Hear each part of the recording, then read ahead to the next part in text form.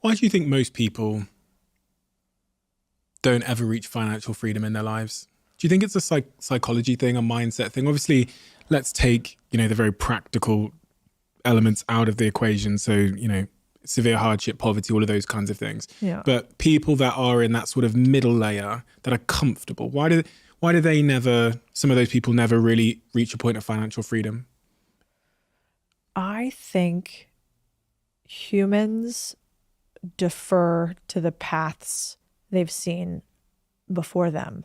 I think so often we follow in our father's or our mother's footsteps. And that's why I think the internet's really powerful, is you have an opportunity to now choose the family footsteps you want to follow into. So one, I used to think it was just a knowledge gap, but then I went to this event and I was talking to my friend about it, and she said that the facilitators did something really cool. It was a group of women, imagine like 40 women in a room, right? And they're there to talk about finances. And in this room, they said, okay, everybody close your eyes.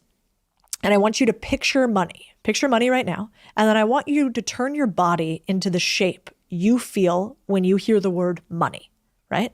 And so 30 women, all eyes closed, they take whatever shape. And she goes, now open your eyes and look around. And, my friend was explaining to me how most people in the room were like fetal position. They were like they were like really close, somewhere on the ground, some were covering their eyes. So in a room of 30 relatively successful women, their reaction was like attack, shame, guilt for money. And she was like, and she was standing there with her arms open wide, like, give me the money. And when I think about my relationship with money, it's the same thing. I'm like, if I think about money, I'm like, yeah, it's over here. Like my hands are up, like I am here for it. But most people have this weird emotional attachment to money. And so I used to think that people on the internet, I like Tony Robbins, but like Tony Robbins or whatever, who do a lot of the motivational stuff, I kind of didn't get it. I'm like, just give me the tactics, skip the other thing. And then I realized that most people have really bad stories that they tell themselves about money. And you could tell, it'd be interesting, your next speech, you could try it. I tried it at one of mine, same thing. Men and women holding each other like they're being beaten when somebody talks about money. The average human feels that way.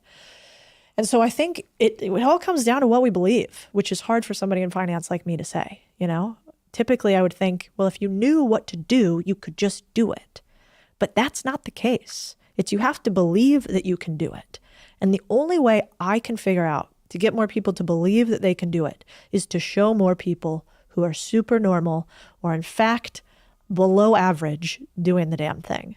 But if I had the answer to that, that'd be the $1 million question.